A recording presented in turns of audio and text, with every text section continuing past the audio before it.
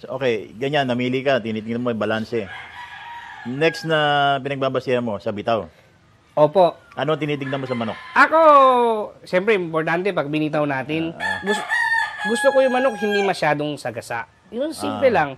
Pero mataas mag-break. Okay. At saka, kung maano nyo yung gusto ko yung manok ko pag lumipat, ayaw ko yung bumabaksak sa lupa. Aha. Gusto ko yung sa taas pa lang, bago siya lumapak sa lupa, naka-turn na siya. Bumibelo siya sa Oo, itaas. bago siya umano ulit paharap. Ah, okay. So, preparado siya kahit na pagbaba Badong, niya, yung kalaban, nakaporma na siya.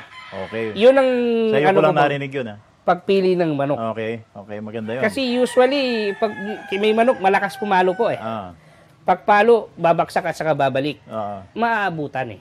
Ah, Maabot. Pero pag yung manok, pag pumalo, kahit hindi tumama, pag bumabalik ka agad, nakahanda na siya ulit sa nakaporma na naman kalaban. siya. Attack mode ulit. Oo. Okay.